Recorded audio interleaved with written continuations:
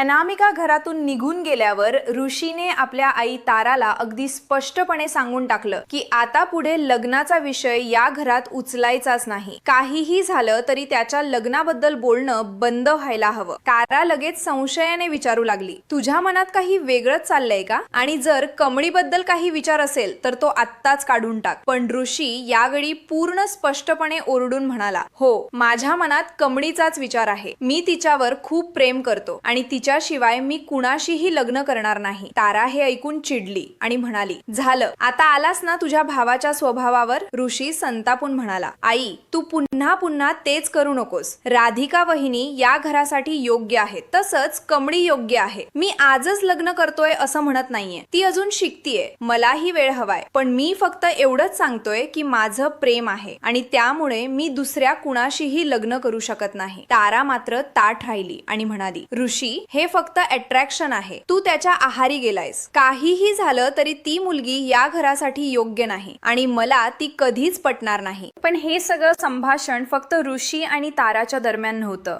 गौरी हे सगळं ऐकत होती। तिला या भांडणाचा प्रत्येक शब्द ऐकू येत होता आणि त्या शब्दांनी तिच्या मनात एक मोठा धोका उभा केला। गौरीला आता स्पष्टपणे दिसू लागलं होतं की कमळीच्या डोळ्यात ऋषीबद्दल प्रेम आहे। तिनं ते प्रेम पाहिलं होतं, ओळखलं होतं आणि आता ऋषीनं उघडपणे कबूल केलं होतं की त्याच्या मनातही कमळीचाच विचार आहे। गौरीला हे सहन होत नव्हतं। तिला वाटलं की हे प्रेम, ही जवळीक, हा संबंध जर पुढे गेला तर मग काय होईल? तिला माहित होतं की तिलोत्तमा म्हणजेच तारा कमळीला या घराची सून म्हणून कधीच स्वीकारणार नाही आणि जर कमळी आणि ऋषी एकत्र आले तर त्यांचा संसार कधीच सुखाचा होणार नाही। तारा कमळीला मान्यताच देणार नव्हती आणि त्यामुळं कमळीचं आयुष्य नरकच होणार होतं। गौरीच्या मनात आता एक भीती घर करू लागली। तिला वाटलं की जर कमळी आणि ऋषी एकत्र आले तर तिची खरी ओळख लवकरच समोर येईल आणि जर ती ओळख समोर आली तर अनामिका आणि तिलोत्तमा या दोघींनाही राग येईल। त्या दोघी कमळीला कधीच माफ करणार नाहीत। गौरीला भीती वाटत होती की त्या दोघी तिच्या मुलीला इजा पोहोचवतील, कदाचित तिला मारूनही टाकतील।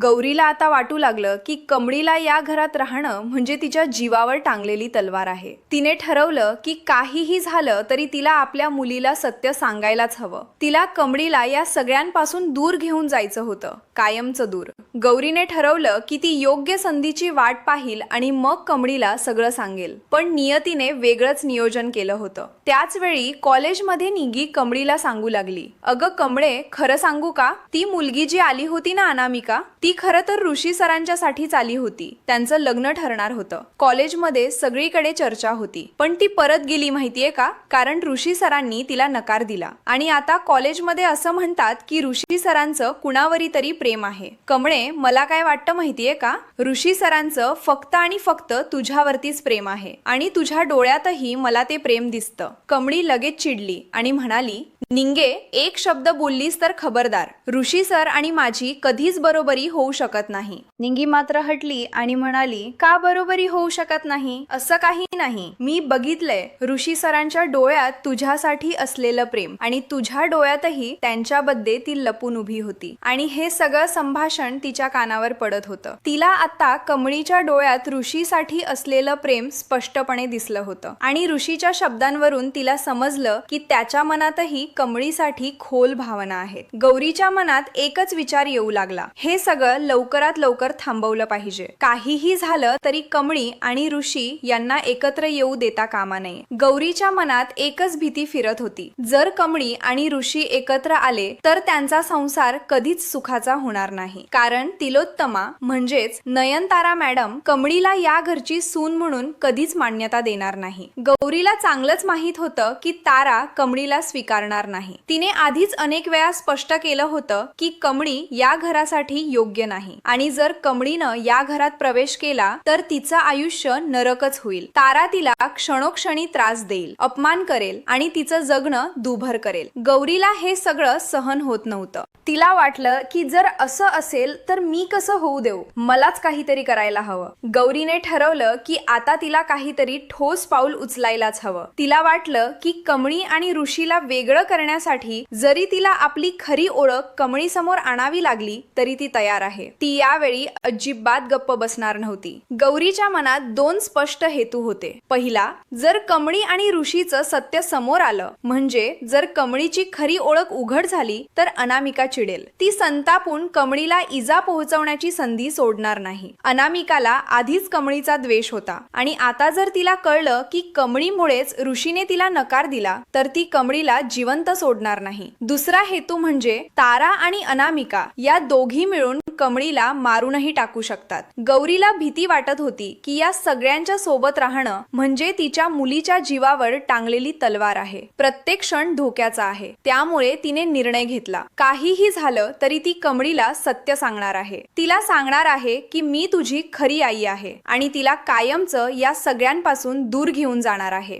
गौरी योग्य संधीची वाट पाहू लागली आणि कमळीला एकांतात भेटण्याचा प्रयत्न करू लागली. पण नियतीने वेगळंच नियोजन केलं होतं. त्याच वेळी कॉलेजमध्ये निंगी कमळीला सांगू लागली. निंगी खूप उत्साहात होती आणि ती कमळीला म्हणाली, अगं कमळे, खरं सांगू का, ती मुलगी जी आली होती ना अनामिका, ती खरं तर ऋषी सरांच्या साठीच आली होती. त्यांचं लग्न ठरणार होतं. कॉलेजमध्ये सगळीकडे चर्चा होती. सगळे म्हणत होते की ऋषी सर आणि अनामिका यांचं लग्न पक्क आहे. पण ती परत गेली माहितीये का, कारण ऋषी सरांनी तिला नकार दिला आणि आता कॉलेजमध्ये असं म्हणतात की ऋषी सरांचं कुणावरी तरी प्रेम आहे. सगळे विचारात पडले आहेत की अखेर ऋषी सरांच्या मनात कोण आहे. निंगी पुढे म्हणाली, कमळे, मला काय वाटतं माहितीये का, ऋषी सरांचं फक्त आणि फक्त तुझ्यावरतीच प्रेम आहे. मी खूप काळापासून बघतेय. त्यांच्या डोळ्यात तुझ्यासाठी असलेलं प्रेम मी पाहिलंय आणि तुझ्या डोळ्यातही मला ते प्रेम दिसतं. तू कितीही नाकारलीस तरी मला माहित आहे की तुझ्या मनातही त्यांच्याबद्दल भावना आहे. कमळी लगेच चिडली आणि म्हणाली, निंगे, एक शब्द बोललीस तर खबरदार. असं काही नाही. ऋषी सर आणि माझी कधीच बरोबरी होऊ शकत नाही. ते शिक्षक आहेत आणि मी विद्यार्थिनी. ते मोठ्या घराचे आहेत आणि मी साधी मुलगी. हे सगळं शक्यच नाही. निंगी मात्र हटली आणि म्हणाली, का बरोबरी होऊ शकत नाही? असं काही नाही. प्रेम कुठल्याही वर्गाचं, कुठल्याही स्थितीचं पाहत नाही. मी बघितलंय ऋषी सरांच्या डोळ्यात तुझ्यासाठी असलेलं प्रेम. जेव्हा ते तुझ्याकडे पाहतात तेव्हा त्यांच्या डोळ्यात वेगळीच चमक येते आणि तुझ्या डोळ्यातही त्यांच्याबद्दलचं प्रेम मी पाहिलंय. तू कितीही लपवलीस तरी तुझे डोळे खरं बोलतात. कमळी गप्प राहिली. तिला काय बोलावं समजेना. निंगीच्या शब्दांनी तिच्या मनात खळबळ उडवली होती. तिला स्वतःलाच माहित नव्हतं की तिच्या मनात नक्की काय आहे. पण निंगीने जे सांगितलं ते पूर्णपणे खोटं आहे असंही तिला वाटत नव्हतं. तिच्या मनाच्या एका कोपऱ्यात ऋषीसाठी काहीतरी भावना होत्या, पण ती त्या भावना मान्य करायला तयार नव्हती. तिला वाटत होतं की हे सगळं चुकीचं आहे आणि तिने या विचारांना दूर ठेवलं पाहिजे. दुसरीकडे ऋषीला आता आपल्या प्रेमाची पूर्ण,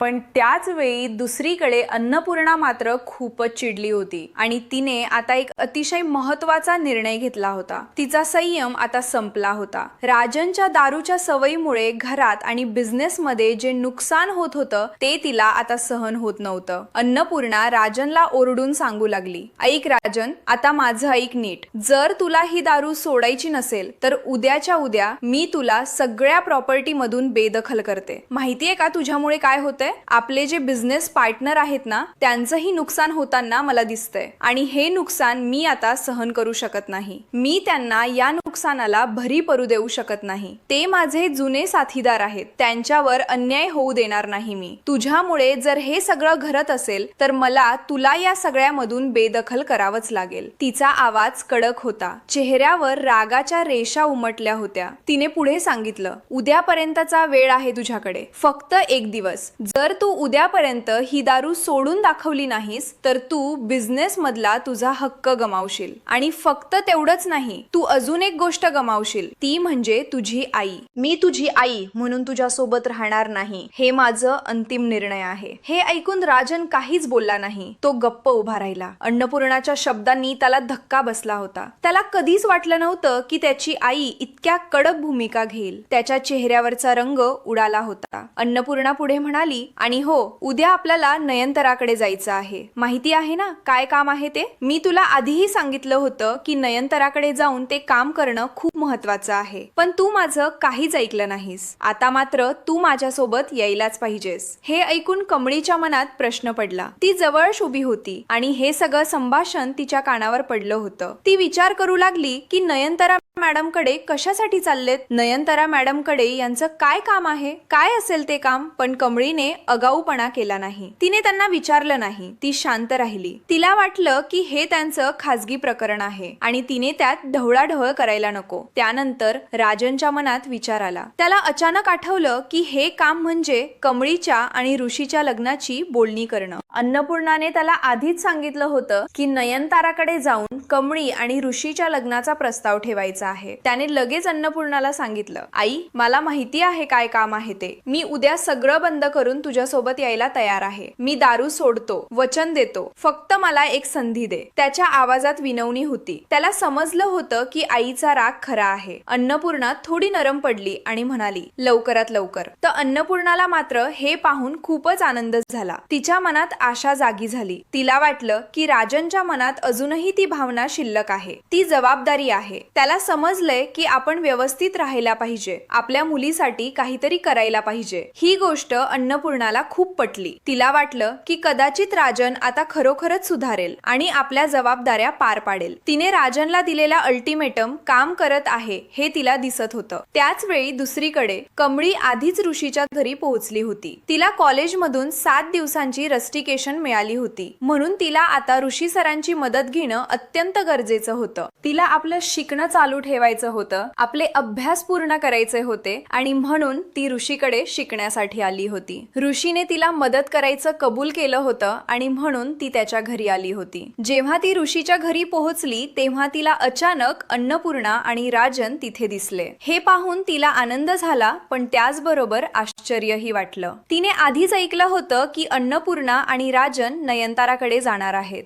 कमळीच्या मनात प्रश्न आला की हे दोघं इथे नेमकं काय कामासाठी आले असतील? नयनताराकडे जायचं म्हणत होते पण आता ऋषीच्या घरी का आले आहेत? ती खाली आली आणि तिच्या कानावर त्यांचं बोलणं पडलं. अन्नपूर्णा नयनताराशी बोलत होती. तिचा आवाज गंभीर होता पण त्यात आशा आणि अपेक्षा दिसत होती. ती म्हणाली, नयनतारा तू मला आधी वचन दिलं होतंस ना की तू माझ्या ऋषीचं आणि माझ्या मोठ्या नातीचं लग्न लावून देशील. तू म्हणाली होतीस की तू हे लग्न नक्कीच करून देशील. आता तेच वचन पूर्ण करण्याची वेळ आली आहे. मी तेच वचन तुझ्याकडून पूर्ण करण्यासाठी आलेली आहे. मी आता तुझ्याकडे ही मागणी घेऊन आलेली आहे. हे ऐकून ऋषी पण तिथेच उभा होता आणि त्यानंही हे सगळं ऐकलं. त्याच्या चेहऱ्यावर आनंदाची लहर पसरली. कमळीनंही हे ऐकलं आणि तिला धक्का बसला. तिच्या चेहऱ्यावरचा रंग उडाला. तिला समजलं नाही की आता काय करावं, काय बोलावं. तिच्या मनात अनेक विचार एकदम धावू लागले. ऋषीला मात्र खूप आनंद झाला. त्याला वाटलं की आजी स्वतः त्याच्या लग्नाचा प्रस्ताव घेऊन आली आहे. हे त्याच्यासाठी खूप मोठं होतं. तो धावत पळत आतमध्ये गेला आणि कमळीला आपल्यासोबत आत घेऊन आला. त्याला कमळीशी बोलायचं होतं. तिचं मत जाणून घ्यायचं होतं. नयनतारा मात्र काहीच बोलली नाही. ती गप्प उभी राहिली. तिच्या चेहऱ्यावर गोंधळ दिसत होता. तिच्या मनात विचार चालले होते. तिनेच आधी मोठ्या आत्मविश्वासाने, मोठ्या उत्साहात कबूल केलं होतं की ती लग्न लावून देईल. तिने अन्नपूर्णाला वचन दिलं होतं की ती ऋषीचं लग्न तिच्या मोठ्या नातीशी करून देईल. पण आता कमळीसोबत ऋषीचं लग्न लावायची वेळ आली तेव्हा ती माघार घेत होती. तिला काय उत्तर द्यावं समजत नव्हतं. तिच्या मनात संघर्ष चालला होता. एकीकडे तिने दिलेलं वचन होतं आणि दुसरीकडे कमळीसोबत लग्न करायचं तिला मान्य नव्हतं. ऋषीने हे सगळं ऐकलं होतं आणि त्याच्या मनात विचार आला. त्याला वाटलं की अन्नपूर्णा आजी स्वतः ही मागणी घेऊन आली आहे. हे खूप मोठं पाऊल आहे. हे त्याच्या आयुष्यातलं खूप महत्वाचं क्षण होतं. पण त्याला आधी कमळीचं मत जाणून घ्यायचं होतं. तिच्या मनात काय चाललंय हे समजून घ्यायचं होतं. ती या सगळ्यासाठी तयार आहे का? तिला हे मान्य आहे का हे त्याला विचारायचं होतं. त्यानंतरच तो आपला निर्णय सांगणार होता. तो आतमध्ये आला. आतमध्ये कमळी एका कोपऱ्यात बसली होती. बाहेर जे काही चाललं होतं ते ऐकून तिला धक्का बसला होता. तिच्या मनात अनेक विचार चालले होते. ती गोंधळून गेली होती. ऋषी तिच्या जवळ गेला आणि विचारू लागला, कमळी बाहेर जे चाललंय ते तुला ऐकलंय ना? ते तुला मान्य आहे ना? माझं तर या सगळ्याला होकार आहे. मला तुझ्यासोबत लग्न करायचं आहे. तू तुझं म्हणणं सांग. तू काय विचार करतेस? तुझ्या मनात काय चाललंय ते मला सांग. कमळी काहीतरी बोलणार होती. तिचं ओठ हलले. ती काहीतरी सांगणार होती. पण त्याच क्षणी तिथे गौरी आली. गौरी अचानक तिथे पोहोचली आणि लगेच तिने कमळीला बाजूला केलं. तिने कमळीला आपल्या मागे ठेवलं आणि ऋषी समोर उभी राहिली. ती ऋषीला म्हणाली,